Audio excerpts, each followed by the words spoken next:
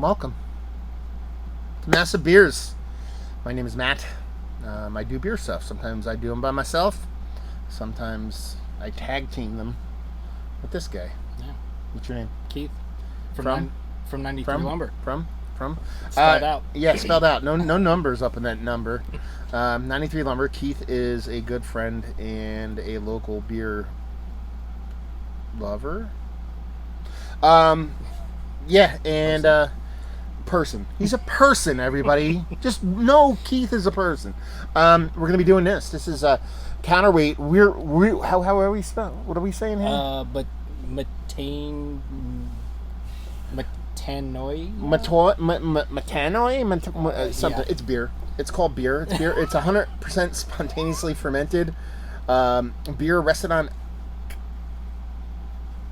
Carignan. Carignan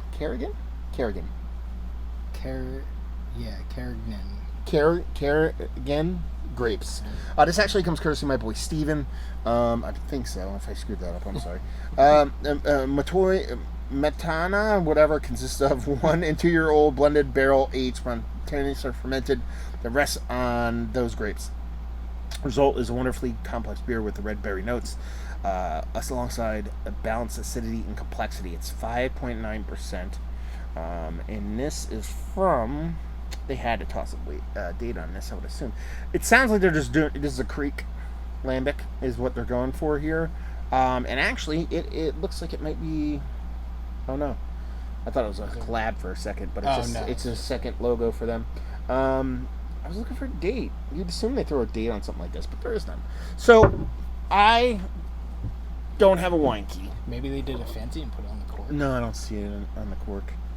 We'll see when it empties. I don't have a wine key or a bottle opener, so it's 1,000 degrees outside. So we're gonna try to open this and the tools we have available to us. Do you have a bottle opener? That's the one thing. No. We're gonna get it open. Here, hold it. No. You have a lighter? No. Car keys? I do have car keys. Let's see. We're gonna get this open. This is entertaining stuff. I thought that would work with the hammer. Wait, can't you do it with scissors? Can't you Yeah, but these scissors are like crazy motherfucking sharp. Oh. And I'm scared I'm gonna hurt myself. Like, these are the sharpest scissors I've ever seen in my life. There we go. It's coming. Man, it hurts though. Okay. So now this is gonna be twofold because there's a cork in here. Now there's a method where you can actually open. I don't want to saber it in here and get it everywhere. There's a method where you can actually pull, put it in a shoe and bang it, but I'm not going to do that. I'm going to put a screw in there and see if we can get it out. You want to look in my my work bag and see if there's a pair of pliers in there. There are these. Oh, that'll work. See if there's. You know what? These things work better when you have a battery in them. It looks like these are the only pair. That'll work.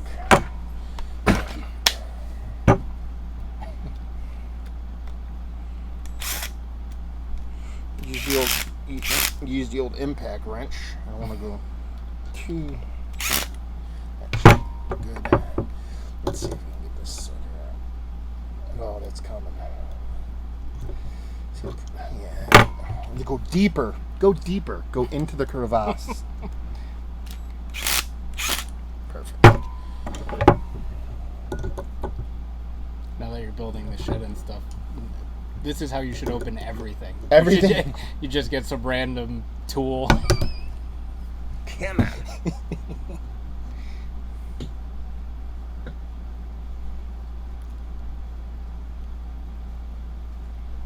It's happening. Oh, yeah, it's working. I don't want to pull it so hard that I stab myself in the face. You know what I mean? Oh, now I can actually go. We are called professionals. Don't do this at home.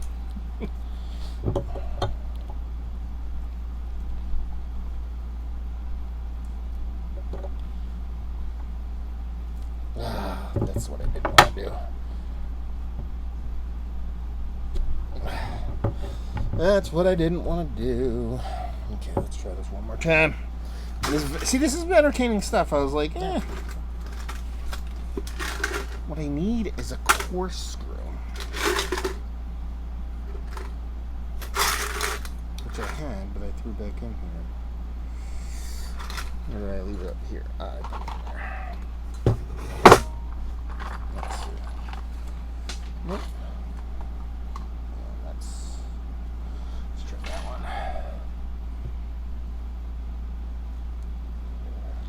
Okay. Do. Have you had a bunch of stuff from Counterweight? I don't think so. I think the only stuff I've had is if you shared anything with me, but I don't remember specifically. So this could possibly be my first Counterweight beer. Nice. I mean, I've definitely heard of them and stuff before, but I don't know if I've had anything.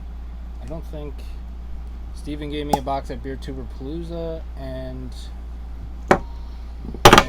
he sent us all Christmas boxes, and I think this came from Steven's Christmas box. I'm pretty sure that's where this one came. Yeah, I don't think I had any Counterweight beers in either of those boxes. So there you go. With patience and whatnot, you can. Oh, you got to make sure that's in there.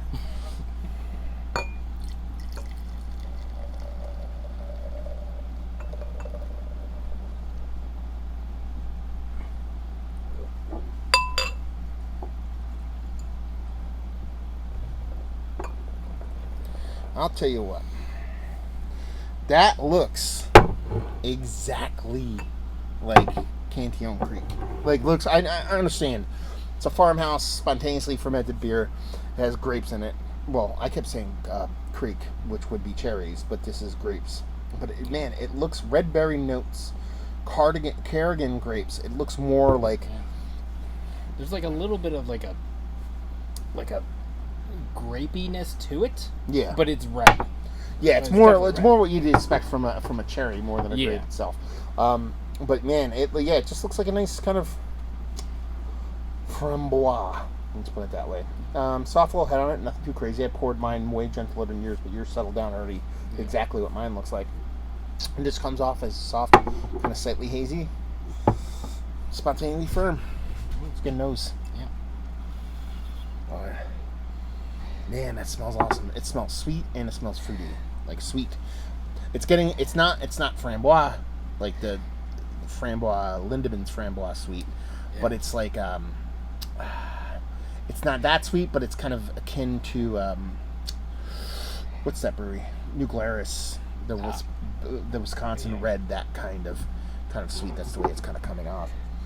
It's a big, huge sweetness, big, huge, almost like, I would say, I wouldn't even say grape. It's more like a raspberry on, not a raspberry, but a red berry on steroids. I mean, you talk about red berry on here, so it kind of makes sense. But yeah, again, a lot of, I don't know if you're getting it, but there's a very big, like, I don't know if it's because of the way you took the cork out, maybe a little like cork stuff got in here. Got in there. But yeah, it's a wood component to it for me, but there's nothing huge for me. But everybody's different. Or maybe it might be the. He's a weirdo already. Something thing. Cheers, Joe.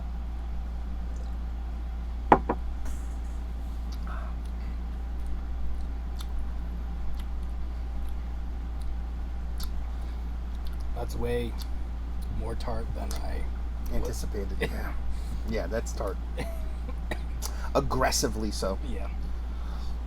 I think we hit the third sip and it's going to be really good. Like, it's not that it's not good on the first sip, but I think once we acclimate to the tartness, because it is really, really sweet. Yeah. It's the kind of tart that, like, the underside of my tongue is, like, pulling down. I felt it down here. Like under here is, like pulling down by reaction. You know what I mean? Like, my body's just like, Yeah.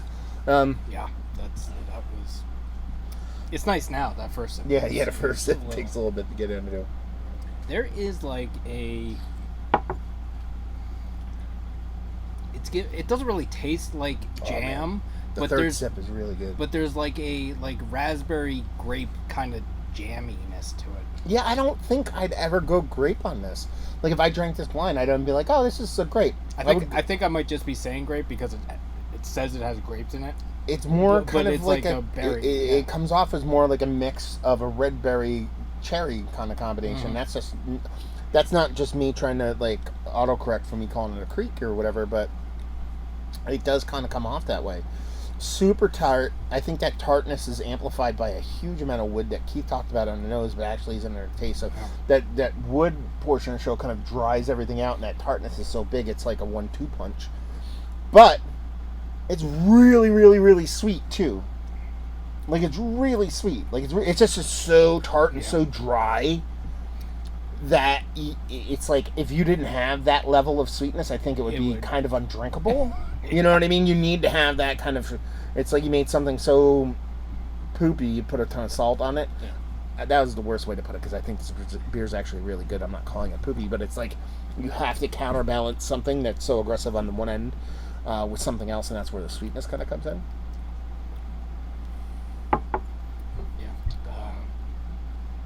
I like this. At first I wouldn't have even called this sweet. Like there is a sweetness to it, but what you're saying is correct. Like this has to be sweet in order for those other things to work, because otherwise it would just be too one-sided. Yeah, Steven, if that's who really sent this beer. No. Tell me what the date is on this. I don't know if you know, because I don't see it on here, but I'd be really, really curious to know. It's not like one of those weird date things. No. He probably actually already told me. I forgot because I'm a jerk like that. But I like it. I think it's fun. Is it my favorite like spontaneously fermented beer that I've had as of late? I mean, it's in the conversation of something tasty. I'm not going to sit here and throw it on Mount Rushmore or anything like that. But once I got to that third sip and everything subsequent to that, it was really, really, really good. Really, really, really tasty. It was just very much, especially when you get a nose on it, you go to drink it, you're not expecting that level of tartness. Yeah. There was no hint of it, so it was a little bit kind of like, hey. I'm sure you saw it on both our faces because neither of us talked for a good 10 seconds. But yeah, it's good. I haven't been drinking a lot of like, or at least on this level, kind of spontaneous wild ale kind of. Yeah, me neither. That's weird because I do love them. It's just been lager all the time. Yeah. You know, kind of. I don't know about you, but I know recently I have become more sensitive to things. So like I've been dealing with heartburn more than usual. So like I have been not really actively staying away from beers like this, but just not putting myself in a situation where I am drinking more beers like this. And it's an easy conversation. I mean, well, it's easy to do because that'd be a fun conversation to have. It's because a lot of times, I'm opening this and we're reviewing it because it was sent to me. And I have some other kind of mixed Ferm stuff that was sent to me that I'll review. But, a lot of times when I'm buying beer off a shelf for myself, a lot of it's just like what I'm in the mood for then. Like I'll see something like this and be like, that's interesting. Be like, I just want to drink it. I want drinkers. Yeah. You know what I mean? And I'll buy like lager or pale ale or something like that. So I tend to miss stuff like this. So it's kind of like one of those things where when something's sent off like this, and it's not out of the comfort zone, but something that you're just like wouldn't normally just pick up on a whim when you're in this kind of mood, it's fun to have. I'm glad I cracked it open because it's tasty. Yeah, me too. Here we go. Anything else? No. So all the red fruit, I would say more kind of red berry and cherry in a super oaky, super woody, super tart, to the point where I can actually feel the beer in my stomach kind of thing. Not in a heartburn kind of way like Keith, but because I'm on medication for that. But it's more like I can feel like it's like my tummy's like, I'm not used to this. I'm not saying this is giving me heartburn right now. Oh, okay. But like sometimes before I was on heartburn medication, I take a sip of this, I'm done. I'm fucked. I'm fucked because there's that tartness comes hand in hand with a big acidity, so there's nothing to it. Like I would just be Keith would be doing a review, and I'd be like, oh, like that. So be forewarned. Yeah. But I'm just saying, like, stuff like this, like, sometimes it will just give me heartburn out of nowhere. Or usually if I'm drinking, like, a beer like this by myself, by the time I get, like, halfway through the bottle, I'm like, ugh. The best way I guess I could put it is that, so I'm not a big dessert person. You know, for me, for all the vegans in the world, Keith being one of them. Like, if I go have a steak for dinner, and they're like, "Okay, what do you want for dessert?" I'm like, "Just have another steak." You know what I mean? Like, that's kind of how I roll when it comes to dessert. But I do get cravings for ice cream every now and then. Like, about once, twice a month, I'm like, I really want some ice cream. And to be honest with you, 9 times out of 10, if I pick ice cream, it's pretty vanilla. Not just the actual flavor, but it's like, just give me some chocolate, give me some vanilla. Maybe I'll get a cookie, and get some cookies and cream. I don't know, but butter pecan maybe. Ooh. But every now and then, I want like kooky ice cream with like chocolate syrup on it, and like just really like ape shit, like way too bad for you. And I eat it, and it's just like too much syrup and all this fudgy swirls and chunks and peanut butter cups and all that stuff, and it's really good. And I eat it, and my tummy hurts, and I'm like, that was awesome. That's kind of how this beer is for me. It's like that. Like, it's almost like the opulent choice. It's not like, I've had mixed fermentation with fruit. You have Hill Farmstead. It's kind of like, oh, that belongs inside me. It's so welcoming. Yeah. This thing's like, I'm coming, motherfucker, inside you right now. You're drinking me, and you know it. And that's okay sometimes. And that's kind of where this one sits for me. I agree with that. Yeah. He agrees. He concurs. So there you go. Mount Rushmore said us no, but a fun beer nonetheless. Thank you very much, Steven. My name's Matt. You're watching me, so you know where to find me. This guy is Keith. Keith, 93 Lumber. YouTube, Instagram, 93 spelled out. Those are the words, not the numbers. Yeah. Even though there's a number in the name. Yeah. It is. No, it's lumber, not number. What am I thinking? Anyway. There you go. So hopefully you guys enjoyed the review. Yeah. See you next time. Cheers, y'all. Cheers.